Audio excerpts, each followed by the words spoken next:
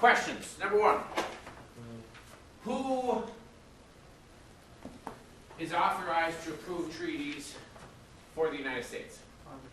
Okay, a president or the delegate may negotiate.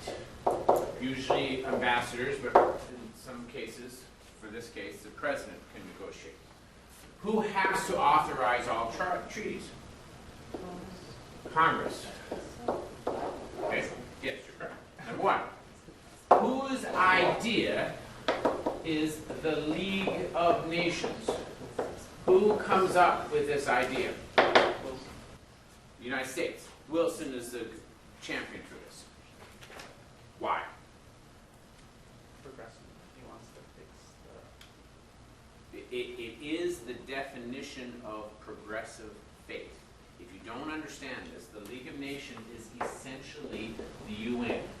But I'm going to say the UN Light. Why is it the UN Light? Does anybody know what that means? Light, L-I-T-E, to refer to light beer, not light as in the thing. It's a wussy version of it. Did I just insult 80 million people that drink light beer? Good, because we should be insulted. So, UN Light. What's the difference between the UN and League of Nations? The UN can authorize military force, and the League of Nations cannot. Okay? That makes sense? And there's a reason for this. In fact, it's actually an example of the whole progressive mindset. But in both cases, I'm sure you understand this, but maybe not. In both cases, the purpose behind either the United Nations, which is going to come up after World War II, and the League of Nations, which is coming up after World War I. By the way, both of these are American ideas. Both of them originate with the United States. And it'll make perfect sense why both of them originate with the United States. Remember that whole American exceptionalism concept? What made the United States exceptional? It's not like we're the coolest beings on earth, you know. It's exceptional with the definition meaning like not like other people. What was making America exceptional?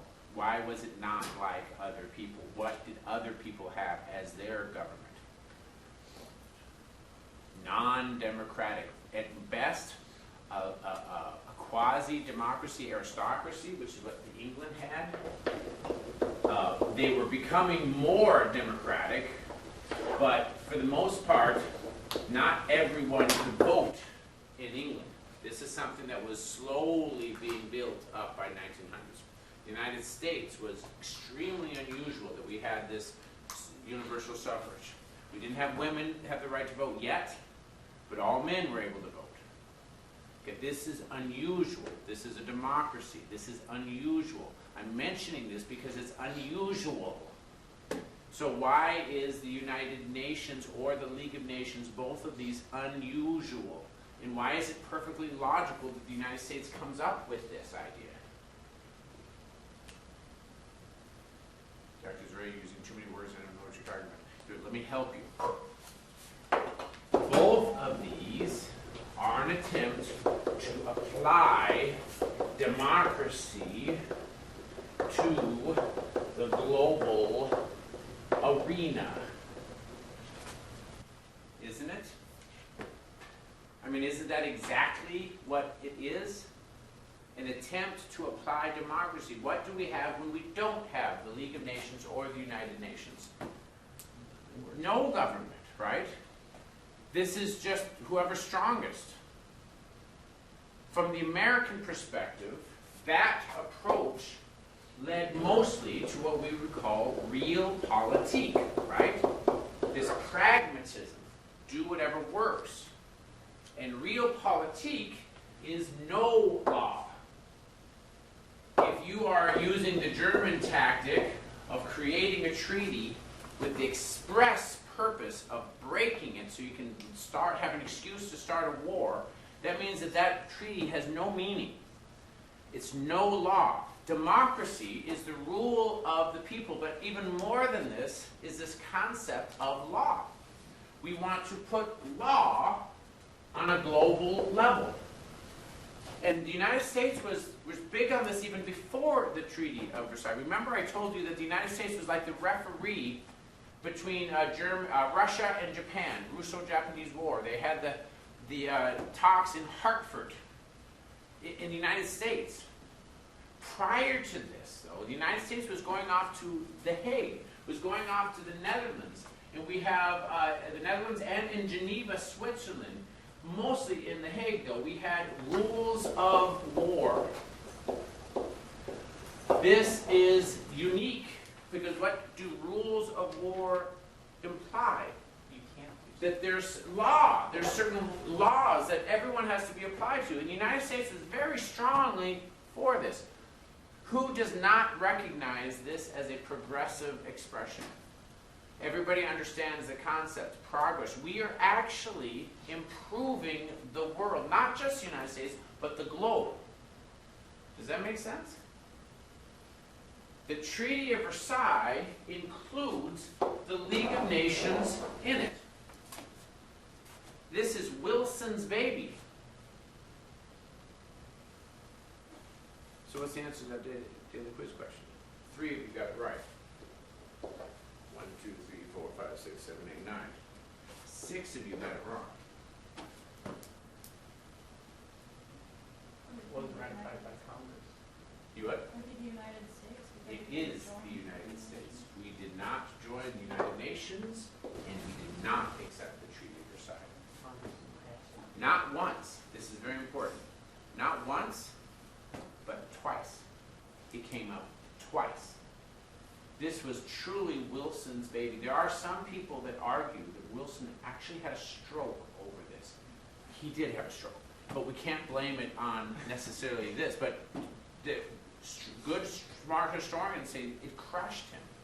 Absolutely crushed him. Because he did everything he could to try to put law on a global level. And he bent over backwards to make sure that the Treaty of Versailles would have the League of Nations in it. Because whose idea was it? So who didn't care about the League of Nations? All those other countries.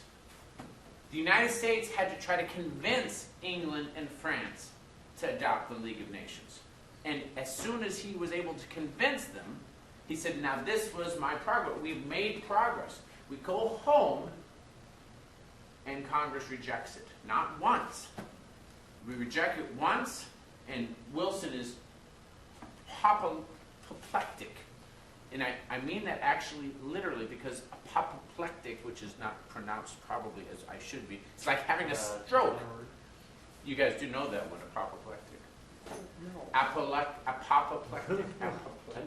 Apoplectic. Apoplectic. So you write it down and suddenly it becomes much easier to pronounce. Apoplectic. How many of you guys, you know what this means? I just told you. I guess. It's like having a stroke. That's what it means. So apoplectic, you should be using this way more often. This caused him to become apoplectic. In some cases, right, he really did. He did. He had a stroke. His wife was kind of doing things the last couple of months. There's no way, by the way, he's going to be reelected in 1920. First of all, the questions have to come up. Why? Why?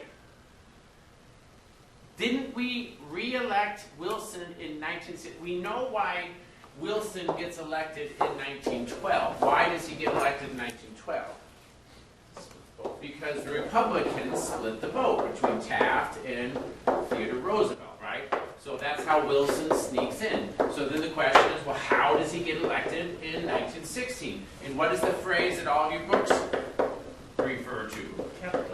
Kept us out of war. Okay, and then how many of you guys saw the kind of joking guffaw, ha ha ha ha ha, and then in April, we go into war in 1917. One of the questions I asked you is, why did we go into war? That's what I left the class with. What's the answer?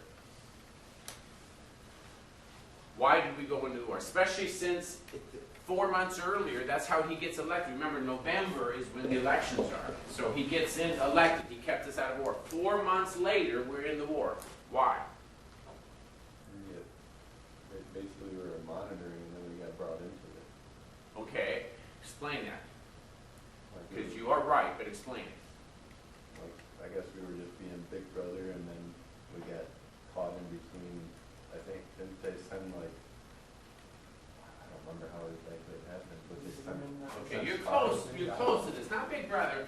We were neutral, remember? But remember our neutrality? There are two different types of neutral. There's the passive neutral, and passive neutral means that you surrender your independence. That's what that means. And so we could look at an example of Switzerland. Why is Switzerland passively neutral? They're right, literally in the middle between Germany and France. If they are not passively neutral, they're going to be taken over by one or the other. So there's no question on this. So the other option is actively. And remember, your books probably will not use this. This is something I wrote in my first book. I don't know when this was, 1993, ages ago. Some people may use it. But active neutral means that you do not surrender your independence. At the time, people in the United States totally understood this. We totally understood this because that was one of the highlights of American exceptionalism, manifest destiny, is that not only do we protect the rights of life, liberty, pursuit of happiness, but because of this, we are successful. And part of that success is our freedom. That is how we define it. That is our mission statement. If we give up the freedom, then we've given up most of why we were isolationists to begin with. And so we weren't going to give up our freedom when we declare our neutrality. We declare our neutrality because we reject European pragmatism. The phrase that became very common was dynastic intrigue. Remember I told you about that 1915 Chicago Tribune political cartoon where you got the German guy rat-a-tat-tat-tat-tat with a machine gun, and it's people that are being shot out of the machine gun, the sport of kings. And we often felt this way. Now, let me just make sure that we're clear on this. So if we have World War I, where are American natural preferences? Are we in favor of the English side, or are we in favor of the German side? This is post facto historical analysis. What does that mean? That's a $4 word. Post facto. After the fact. You guys figure the post facto, after the fact historical analysis. What am I telling you?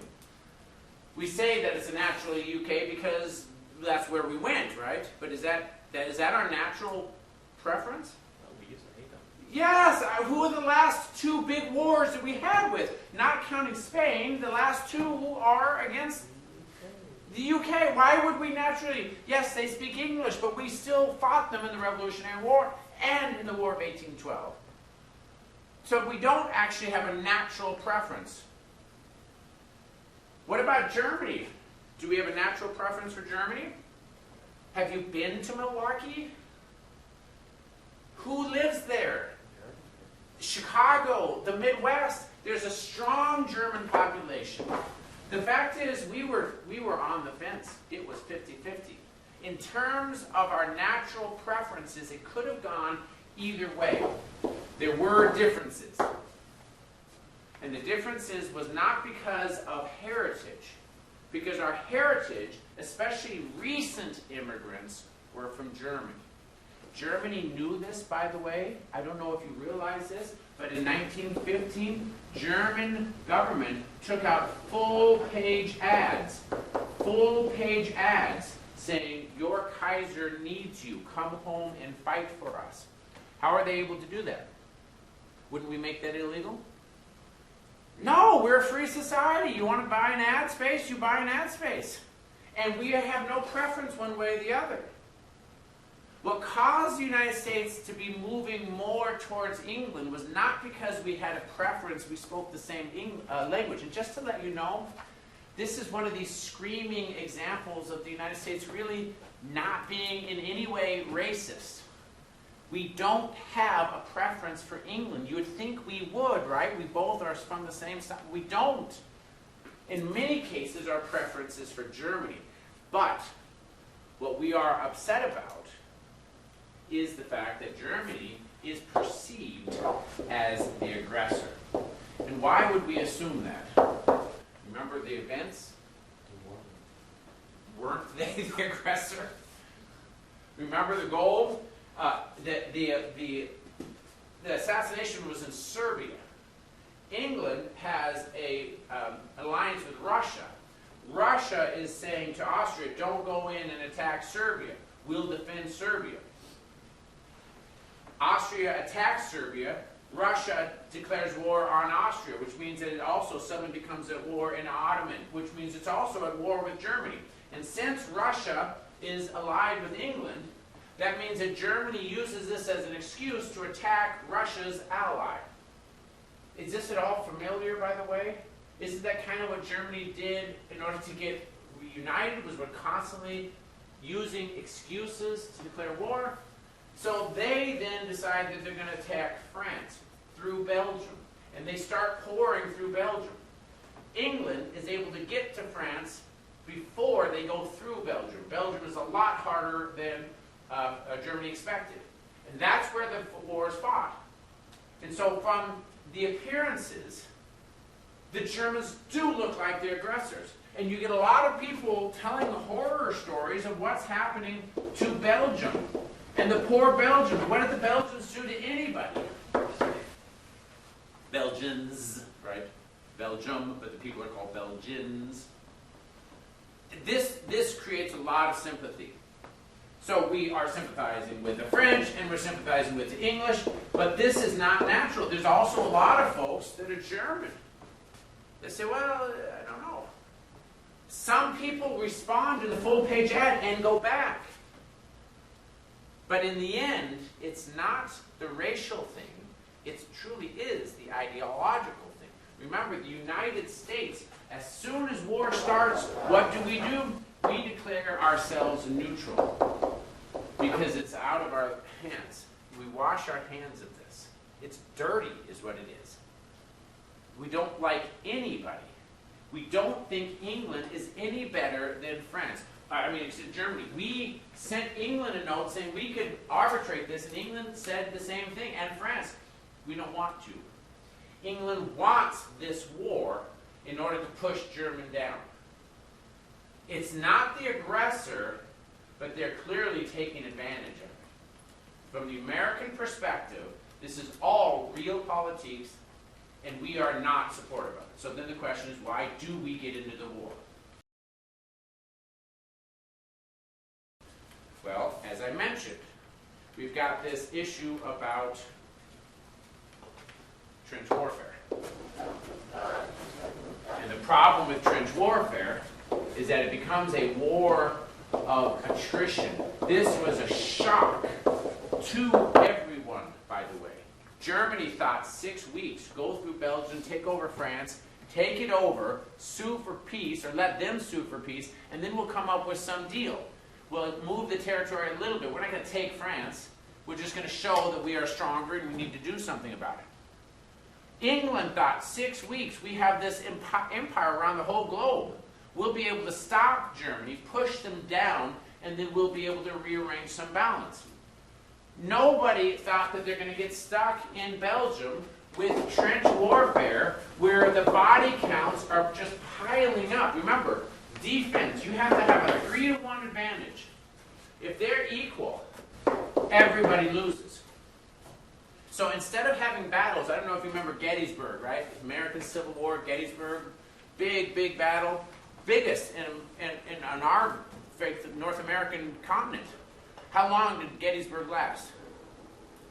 3 days.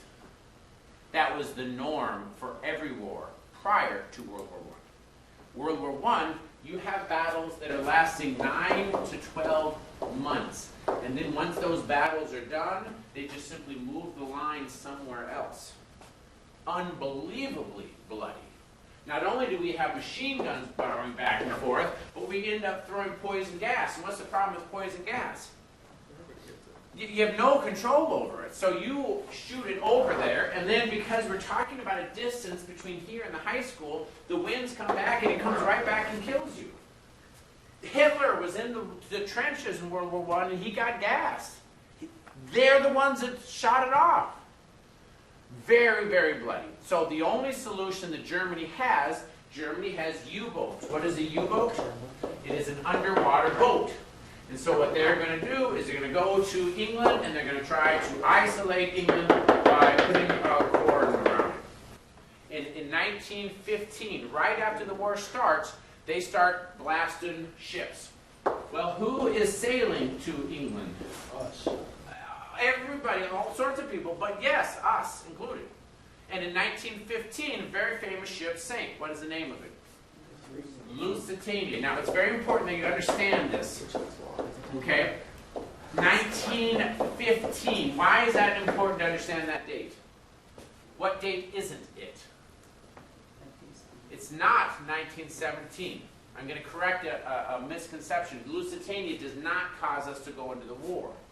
It's 1915. It's 2 years earlier. But it is a big deal. The Lusitania is a British ship, 1,200 passengers on it, and a couple of hundred are Americans. So Americans lost their lives because of this German U-boat. So the United States, because Americans lost their lives, say, hey, remember those Hague conventions from the Netherlands, the Hague, the rules of war? The rules of war says you cannot shoot non-combatant ships. Lusitania was a passenger liner. No military on this. The rule says if you come up to an unmarked plane, or excuse me, unmarked ship, you can stop the ship and you can inspect it. And if you find contraband is something that is illegal, some weapons, right? If it's weapons, then it's not a non-combatant ship. If you find weapons, then you have to let all passengers off. Give them all if there's a big passenger ship, they have to have lifeboats. Put them on the lifeboats, then you can sink the ship. If you find no contraband, you've got to let the ship go. Those are the rules of war, and the United States was largely instrumental on it. This is why the United States says, we are neutral. You should not be shooting any of our ships. We're going to be trading, we're going to be talking to people, we can sell wheat, we can sell whatever we want to. If you don't want us to sell guns, we understand that, but we can sell anything else. And we can sell them to Germany, right? We are neutral, we are not in this war. When the Germans sunk our ship, we demanded that Germany stop this process because it's violating international law. What does Germany respond? No. No, they say yes. This is something you need to understand. Germany of World War I is not the same as Germany of World War II, largely because of this instance. Largely because of this instance, they say, okay, we won't. We'll go up, we'll go to the ship, we'll pop up, we'll say, are you an enemy combatant? Now, pause for a second. These are submarines. What is the advantage of a submarine? It is stealthy. Okay? Submarines have like zero defense and heavy attack. So we go up to the big ship and we say, hey, are you an enemy combatant? And the big ship says, yes. Boom! Submarine is gone. And in fact, Germany was losing hundreds of submarines. But why? Because they were following the law. The rule of law. We do this for most of the rest of 1915 and 1916. And Germany says if we continue to do this, we will never be able to blockade England. If we cannot blockade England, we are never going to stop this attrition. And in the end, we are the ones that are going to starve, and England will win. So right towards the end of 1960, the beginning of 1917, Germany announces it's going to resume unrestricted war. Now, they know that this is going to cause the United States to be very upset about this. So in addition to resuming unrestricted warfare, they also send a note. Remember, here's the United States, and here's Mexico. And if you remember, at one point, there's Canada, right? At one point, Mexico owned a part of the United States. Now, how many people were there? Not very many. We had the Mexican-American War. This, by the way, was in 1848 is when we finally took this over. So it's been, what, more than 50 years. Germany sends a note to Mexico and says, if you attack the United States from the south, when this war is over, we'll give you back all those territories. This is called the Zimmermann telegram. It's called the Zimmermann telegram because remember, it's a telegram, right? So how do telegrams get from from Germany to the United States? It's very funny. No satellites, right? No radios. There's actual cables, and they go under the ground, or under the water, and they go to the United States. And of course, they get intercepted. And who intercepts it? Well, of course, England intercepts it. And what's the very first thing England does? Is show it to the United States. Why would the United States be interested in this Zimmermann telegram? Because essentially Germany is saying, go to war, and we'll back you. Which means that for all intents and purposes, Germany has declared war on the U.S. When you combine that with the Zimmermann telegram, with the unrestricted warfare, what does that mean? Remember a long time ago I said the United States has never declared war on another country? It's true. We've always recognized that a state of war exists. These two things prove it. Not only have they made a pact with our neighbor to declare war on us, but they've also told us that if they see any of our ships, they're going to blow it out of the water. How much not war is this except that this is war? That's why we get in there. Very important question. The United States is happy that he kept us out of war in 1916, but when we find out about the unrestricted warfare and the Zimmermann telegram, and we combine this with the fact that the Germans seem to be aggressive, and in fact the Zimmermann telegram and the unrestricted warfare seem to affirm this, what is public opinion 4 months later? Jumping in this war. People are running to enlist. Running to enlist. That's why we enter. Now this is very, very important. Really important, and not all of your textbooks do this. Now, my first book was on this subject. So I read all of these missives. Missives is a letter, another $5 word. All of these communications, okay? Missives between these groups.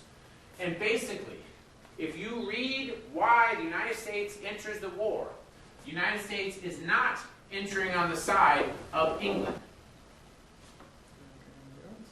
The United States is entering against Germany, and this is very important, to protect the rights of neutrals. Who is the biggest neutral? We are the biggest neutral. But what about all these other folks in our Western Hemisphere? If Brazil wants to trade with Europe, what is it likely going to have to suffer? What about Africa? This is this concept of the rule of law. And the reason why I emphasize this, and oddly enough, the reason why your textbooks usually don't emphasize this, is this explains why we entered into war. What reason is not included in here? Imperialism. Because we're not an imperial country. It was imperialism that caused us to not want to be in the war. We don't particularly want England to win. We want both of these guys to stop fighting. We're in it because the rights of neutrals have been violated. That's why we get in. Does this make sense? Now, next question. Why don't we pass the Versailles Treaty?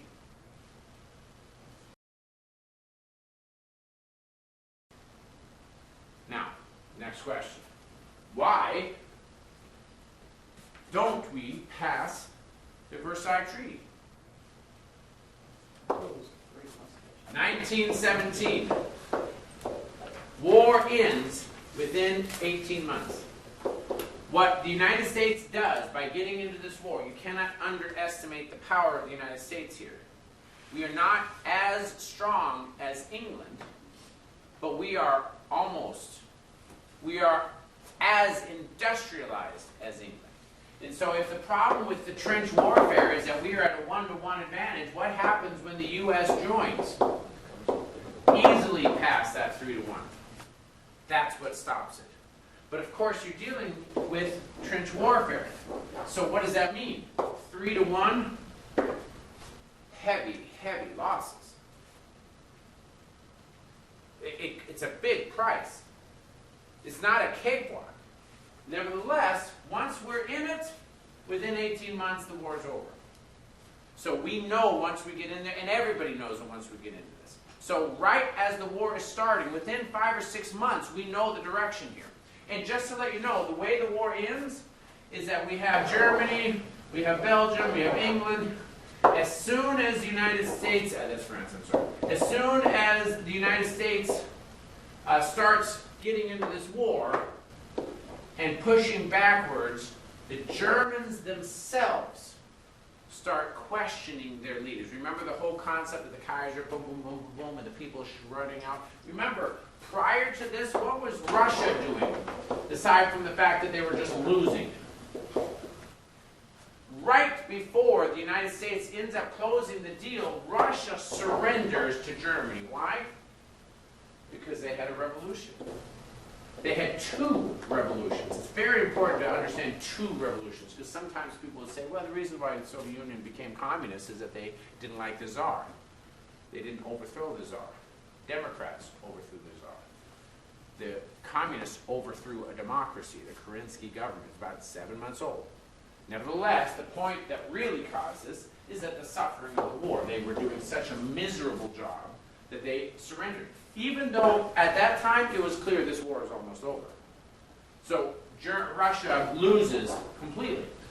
Germany ends up having its own revolution at home. And that's, they overthrow the Kaiser. And as you look at Kaiser, that's really a derivation off of Caesar, right? They overthrow the Kaiser.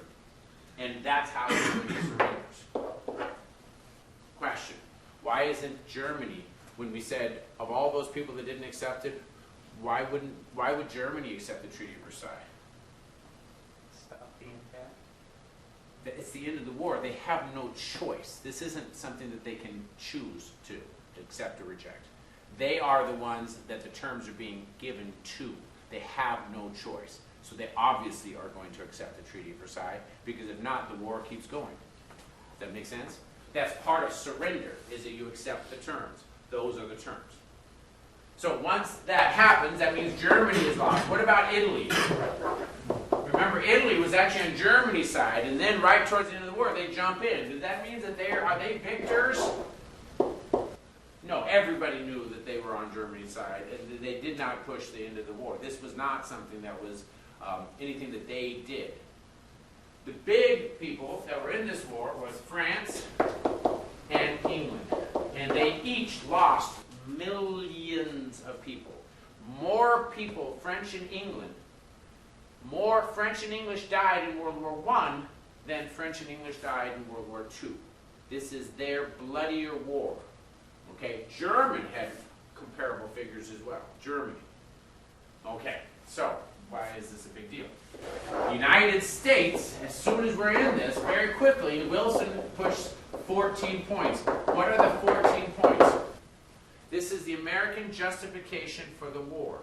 This is why we are in it. And if you read the 14 points, and you actually have these in your primary documents, one of these points is that we're going to create a league. What is the promise? He basically says in the 14 points, we are doing this to protect the rights of neutrals. So what is the whole purpose of the League? To create a law. Law is where we have the rights. Remember that whole concept? We hold these truths to be self-evident, that all men are endowed by their Creator with certain rights, all countries are equal, all people are equal, I shouldn't have to have an alliance with this big brother over here. I should be able to have my rights of sovereignty respected without a military alliance. If I'm Luxembourg, if I'm Switzerland, if I'm Belgium, I should be able to live without fear that Germany's going to take me over. Is this not the exact same concept that the American democracy is based off of? The rights. Each country has rights. We take the League of Nations, and the goal is we are going to apply the rule of law on an international level. Is this not the height of progressive mentality? Progressivism is the faith in progress. We can fix even war. And the Americans were absolutely supportive of this. This is the problem, remember. Realpolitik versus ideology, right? Where is the United States? Very strongly on the whole ideology thing, right? Rule of law. That is our ideology. What about this person? This is where the empires are. And this would include not just Germany, but also England. This is why we don't get into the war. So if you look at both of these purposes, what is the purpose of war? So purpose of war under realpolitik. What's the purpose of war? To get stuff. Spoils, right? I don't need this. That's like $1.50 worth. You guys understand spoils. That's the goodies that you get as a result. Maybe it's land, maybe it's money, maybe it's respect. You're getting something as a result of this war. What does the rule of law want? Purpose of war. Defense. From the rule of law perspective, war is a failure of negotiation. Does that make sense? On the realpolitik side, war is a means to an end. I want more respect, I declare the war. That's what Germany was doing over and over again. I want to unite. I'm going to create a treaty with Denmark because I know I'm going to break that treaty, get the war, get people behind me. I'm going to do a very similar thing and declare war on France so that I can get behind and get this unification. I want World War I so that I can redress the balance. War is a means to an end. That's a pragmatic, realpolitik approach. But under the ideological approach, war is a failure of a negotiation. We broke down somewhere. The only reason why we have to fight is defending ourselves. And again, why did the United States get into World War I? To defend the rights of neutrals. This is strongly an American ideal. And the United States is very supportive of this. So when the war is over, we're going to look at the Treaty of Versailles. So we're all there. Now the only difficulty here is that the U.S. is the only head of state. What does that mean? President Wilson personally goes there. He doesn't send ambassadors. What's the difference between a head of state and an ambassador? Training. Ambassadors are there all the time. They're professional at being able to negotiate. That's what they do as ambassadors. Now, if you are the realpolitik versus the ideology, who's got more experience with negotiation? These guys or these guys? These guys, by far, have more experience because they are fighting wars all the time. They're using it as a tool, one of many tools at their arsenal. In the United States, we have been diplomatically isolated. We have very little experience, which is part of the reasons why we sent Wilson. Well, let me rephrase that. Wilson sent himself. He's the non-professional in the group. Why does this matter? Because the war is what's going to be done.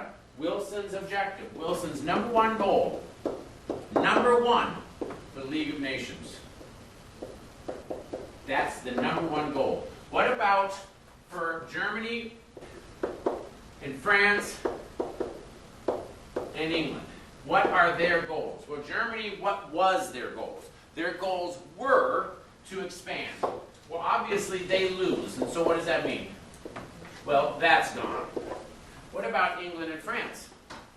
Their goals were to push Germany down. That was their goal for this war. So they get together, they meet at Versailles in France. Treaty of Versailles. Versailles is like the old palace, right outside of Paris. They're meeting at Versailles. And the first thing Wilson says is we need to have a League of Nations. And the first thing that they say is we can't do that. We have to deal with this problem of the war first. And frankly, we want Germany to pay through the nose. And Wilson says, no. There should be no winners and no losers. Because remember, it was a failure. Both you and Germany were at risk here, right? It's a failure of negotiation. You guys both rejected our opportunities to be the referee. You both lost here. England and France said, well, okay, we understand that. But the fact is I don't know if I have my numbers here. I don't have the numbers here. 1.2 million, I think, in England, 2.1 million in France. I don't know what the numbers are, but literally millions of people are dead. And they say, you have to understand, we have to go back to our countries and tell our citizens, tell the wives, the sisters, the daughters, the children, the brothers, that their kids died because it was our fault. But it wasn't really our fault. It wasn't. Let's just go back and look at the evidence. And isn't it true that Germany is more at fault than we are? And this was the first negotiation. Isn't it true that Germany is more at fault than we are? And Will said, no, you guys are all at fault. Well, he's not a professional. They are. By the time we're done, that's the very first thing he does. Or they do. Where am I going? Here we are. Is that they admit, and England admits this, will accept this, admits that Germany is at fault. And so Germany has to admit, Germany has to accept fault. As soon as we do that, everything else follows. Okay, we'll do your league. But since Germany is at fault, let's say I'm the baseball team and they're all a bunch of kids playing ball. If it's Johnny who hit the ball into the window and broke the window, don't you think it's Johnny that has to pay for that window? And so we immediately say, if Germany accepts fault, Germany has to pay money. And by this time, Wilson says, well, okay, it makes sense. We call that reparations. And again, we go back to the kid with the baseball field. Not only does Johnny pay for the window, but shouldn't Johnny have to go and take some lessons never to do that again? In fact, shouldn't we take Johnny's baseball away and bat? And at the end, Wilson says, as long as you agree to the League of Nations, I'll accept this. So by the time we're done, what we have is a Treaty of Versailles that has three main components. Number one, Germany is at fault.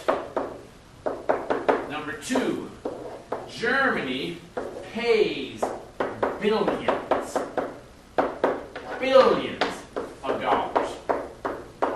Number three, Germany prohibited from ever having military again, except for a police force. If we were to go back and ask England before 1914, what are you hoping to get out of this war? What would their answer be? Well, I'd like to just totally destroy Germany, have them pay us a tribute, and make sure they never have a military again. What would we call that in other pragmatic language? So what did Wilson gain from this? Nothing. So then I go back to the question. Go away. Go away. Go away. Go away. Stop. There we go.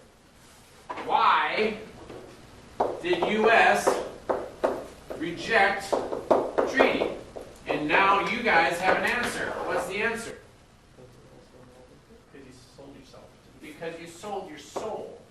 U.S. enters to ensure law. No winners, no losers, right? England and France get all spoils. And if that's the case, what then is the League? If not organized oppression of Germany. And isn't that exactly what they wanted? Let's put this in very simple language. You guys realize? Okay, ready for this? It's very simple language. The Americans are in favor after the 14 points. We are in favor of joining the war. We are very supportive of it. A few holdouts, because some of them don't think that we could actually be ideological on this. But most of America, strongly supportive. Germany is the height of aggression. When we come back and Wilson brings the treaty back, he has negotiated this. The American reaction is very plain language.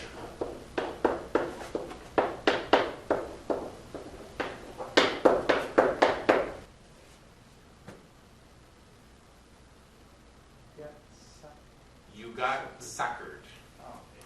They played you. And you let it happen.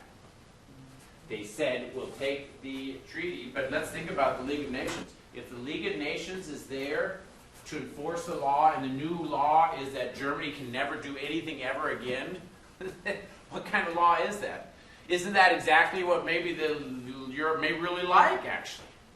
Because it furthers the spoils of war. This is why the Americans rejected it not once, but twice. Wilson, height of progressive optimism. He truly thinks as long as you've got law there, we will end war. Remember his famous line? This is the war to end all wars. He's thinking that because he thinks the League will end it forever. And the Americans look at this and say, you got suckered. The English and the French played you, and they got everything that they wanted. And you know what else? They wouldn't have won that war unless it was us. Unless we got involved with this. So they used us to win their war and to further this empire that we don't like. So we reject the League. So that means, good question, how much money does the United States get from the Treaty of Versailles? Nothing. But how much money did the United States want from the Treaty of Versailles? Nothing. We didn't want it. There were supposed to be no winners, no losers. In the end, the United States conducts a separate peace. We don't accept the Treaty of Versailles, so we do a Treaty of Berlin. Do you know when this treaty is finally passed? I think it's 1923, maybe it's 1924. I can't remember exactly which year this is. It's like 5 years after the war. We reject the League, we reject the treaty because we think it's corrupt. Now we go back to the very beginning question that I asked. Why was the U.S. disillusioned after the war? And this is something that you have to understand, that the U.S. was disillusioned. The U.S. won. We are one of the victors. And in fact, if it wasn't us, that war would not have been won. Not only that, when the war is over, our economy booms. Why is this? You guys understand this, right? War effort. War effort. All products directed to the war. That means that production is increased significantly. Where is the war fought? In Europe. So the United States has no destruction. We don't have to rebuild. We have lots of lost lives, but we don't have to rebuild. So what happens to our economy? Temporarily, And your books are just kind of crazy on this. They emphasize this 1919 panic. And so temporarily, there is a dip, an economic panic, as we shift from war to consumers. But as soon as that is done, the economy absolutely booms. This is why it is the roaring 20s. Toasters, cars, radios, appliances, refrigerators, washing machines. People were not spending money during the war effort, so no money spent. Does that mean that they weren't earning money? Less money spent, right? Of course not, because our production is extremely high. So that means that actually the amount of money is higher in people's savings. So as soon as we make the shift from the war to a commercial economy, people are buying stuff left and right. The economy absolutely booms. So but why aren't we happy from this? But what, it's not that we're shell-shocked. We won the war. We should be happy. Why aren't we happy? You really can get nothing out of it.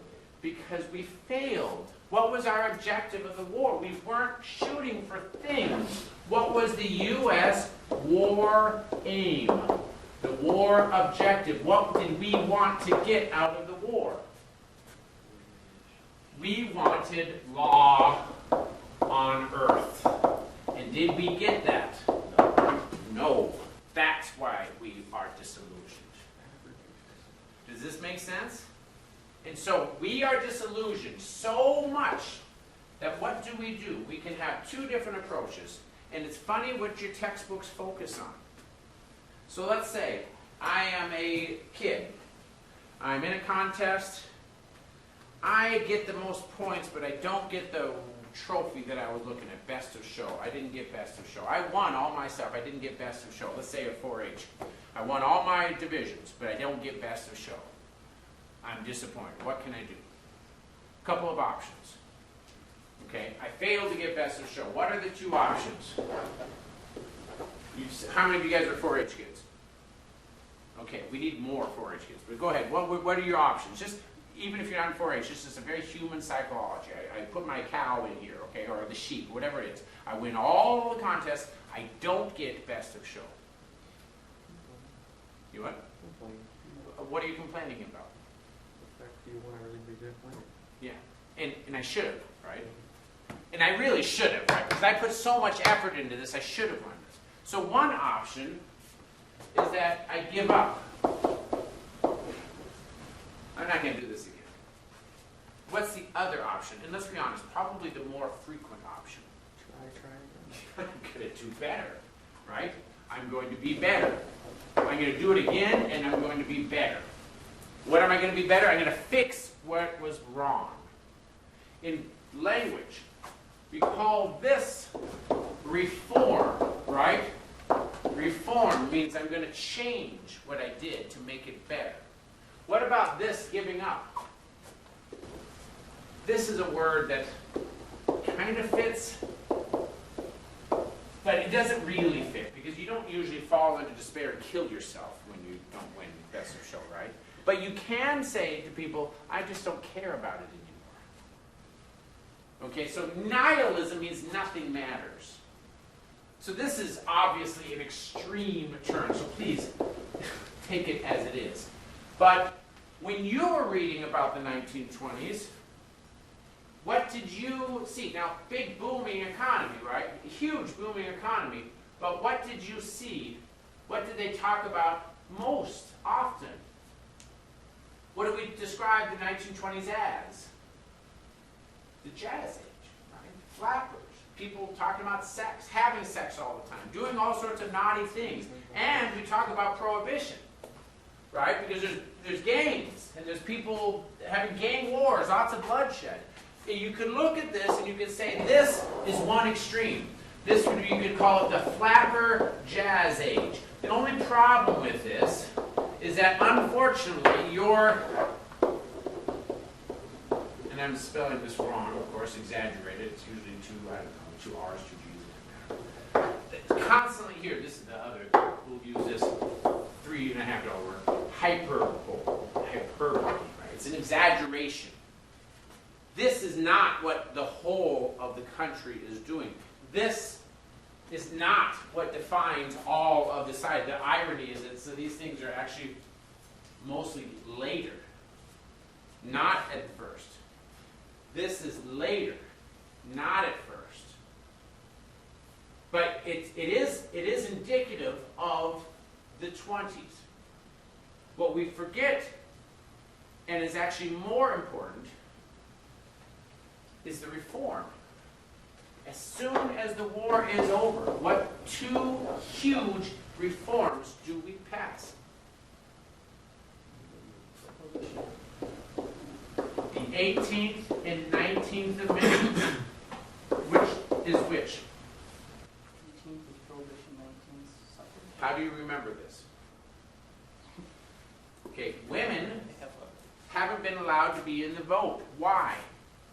I didn't spend a lot of time on this, and I don't want you to read your textbook to get their argument, because their argument is actually very much a 2020 argument, not a 1919 argument. In 1915, you had very famous women who did not think women should get the right to vote. Have you read about these people? No. Why? It's very radical. Why would a woman not want the vote? It's this concept of moral superiority. Your book will sometimes refer to separate spheres, but they usually refer to this as something that men forced on women. But women strongly believed this. I am the mother of the children. I am the first teacher of my children. I don't get into politics because politics is dirty. Isn't that what we've been learning for the past 15 years of progressivism? Isn't that what the muckrakers were exposing all the time? That they're dirty? Women shouldn't be dirtied by this. But the problem is that there is this sense of a moral superiority. And it doesn't take very long. Who are the people that are most pushing to get rid of alcohol? Women. Because it's the drunken men who are the ones that are drunk, not the women. And so when we look at World War I, and if we think of World War I as a mistake, then we blame it on drunk men. And you think I'm kidding. Help me keep him pure. Please vote against the sale of liquors. Let's give you this other fun picture. I love this one. We make people poor. We cause poverty and crime. We are against the powerless. And if you look back here, you've got Germans in there. Because, of course, who was also making all the beer companies in Milwaukee? German. There's a combination of the war and beer. This is Hun Rule Association. What are the Huns? Germans. We get back from the war and we say we're going to eliminate all of these evils. So we're going to allow, first of all, women to vote. Why are we going to allow women to vote? Because they have a moral superiority. The hope is that women will clean politics. But in order to make sure that the world is clean for them, what also are we going to do? We're going to get rid of alcohol. Because if we can get rid of alcohol, that'll be half the cleaning of politics. Get rid of alcohol, that's how you remember 18th and 19th. Alcohol out to make it a cleaner environment, then women have the right to vote. These are huge reforms. Shockingly huge. And it is exactly after the war. Is this not progressivism? Now, insight into historical thinking here. The fact is the 1920s has two different forces That's the whole definition of disillusionment, kind of confusion. If we had consensus, we wouldn't have two different directions. Some historians will look at this, and they'll look at the United States afterwards, and they'll say, we come back and we just fall into the Jazz Age. And so then they don't emphasize the reform element. But if you look on it as a reform, what does that say about the progressive era? If you look at the Jazz Age as giving up on all this hope, you're going to argue that the progressive era is from 1900 to 1915. As soon as the war starts, the progressive era ends. If you see these reforms as an example of progressivism, then you would argue that the progressive era actually pushes into the 30s. I'm actually on this side. Your textbooks have totally different definitions, and sometimes they don't even want to confuse you with this, and so they'll just say, yeah, after this, progressivism is gone. But if you do this, then how do you explain what's going on with alcohol? We've got all of about 30 seconds. Let me finish this last 30 seconds. And you need to understand this when we talk about reform. 30 seconds. You guys read about Harding. What do you remember about Harding? First of all, Harding is going to get in there because no Democrat's going to win 1920. Why isn't the Democrat going to win 1920? Because Wilson screwed it up. Democrats are out. So it could have been a monkey and Republican would have won 1920. So Harding wins. And Harding's actually pretty respected, but he doesn't really do very much. If you look at Harding, you think Teapot Dome scandal. What you have to understand is the Teapot Dome scandal doesn't actually come to fruition, come to light until 1923.